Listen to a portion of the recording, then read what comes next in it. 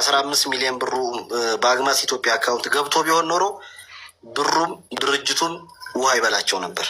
አጭር አማርኛ ይሄ ብር እንዲተርፍን የተደረገው እንግዲህ ገንዘቦች በተለያዩ አቅጣጫዎችና መንገዶች ከተፈለጉ ከልብ ካለቀሱ ባይገድም ነውና ተጎጆቹ ጋር የሚደርሱበት 1100 መንገድ አለ። ይሄ ወርቁ አይተነው ራሱ ወርቁ አይተነው ፋውንዴሽን የሚል ፋውንዴሽን ያለው ሰው ነው።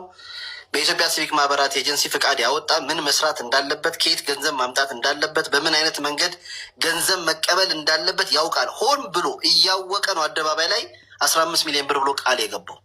ሆን ተብሎ ነው፣ ያውቀዋል። ምክንያቱም ራሱ ፋውንዴሽን ያለው ሰው ነው። ራሱ የእርዳታ ተቋም ያለው ሰው ነው። የእርዳታ ተቋም ገንዘቡ ከየት መጣ እንዴት መጣ ተብሎ ኦዲቴብል የሆነ ኦርጋናይዜሽን እንደሆነ ወርቁ ራሱ ያውቃል። ሆን ብሎ ነው አደባባይ ላይ እችን አጀንዳ ያመጣት።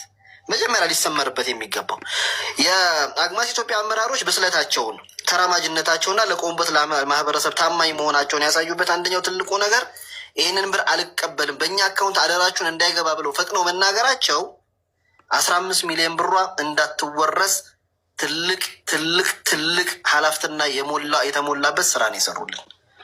ስለዚህ ይህችን ብር ጋሽ ወርቁ ያውቃል።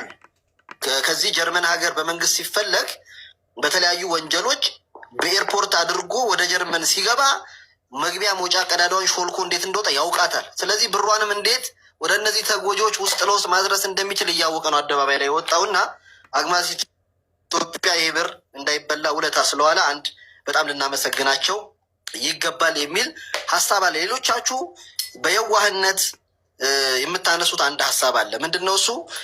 ምን ችግር አለ የተራበ ሰው ቢበላ? ምንም ችግር የለውም።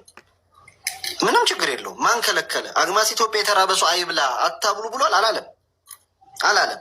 ከየትም ማምጩ ብሩ ችግር የለውም። ከምንም ይምጣ ዋናው ሰውነት ይቀድማል። አዎ ሰውነት ይቀድማል።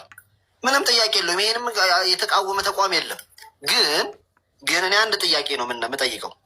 ይሄንን የምታወሩ ሰዎች በአደባባይ መንግስት እያወቀ ስማችሁን አቶ ወርቁ አይተነው ጠርተው 15 ሚሊዮን ብር ለአንተ በአካውንት አስገባልሃለሁ ቢል 2 ደቂቃ በማይሞላ ጊዜ ውስጥ አካውንታችሁም እናንተም ትዘጋላችሁ። አጭር ቋንቋ ይህንን ኃላፊነት የሚወስድ አንድ ግለሰብ ይምጣ እስኪ። ተቋሙን ተዉት። አንድ ግለሰብ እውነት የእነዚህ ሰዎች መራብ አሳስቦን ከሆነ አንድ ግለሰብ ይውጣና አደባባይ በእኔ ስም ይግባልኝ ይበል። የዛኔ ብሩም እሱም ገደል ይገባል፣ በመንግስት ስራ አካሄድ ማለት ነው። ስለዚህ አንዳንዴ እኛ ማንሞክራቸውን ነገሮች ተቋሙ ላይ እውነት ነው። ተቋሙ ገና ሲመሰረት ጀምሮ አንዴ ኦሮሞ ነው ይባላል፣ አንዴ ማነው ዋህብያ ነው ይባላል፣ አንዴ እስላም ብቻ ነው ያለበት ይባላል። ስለዚህ ቀን ተጠብቆ ሊመታ ነበር የፈለገው አላሁ ሱብሓነሁ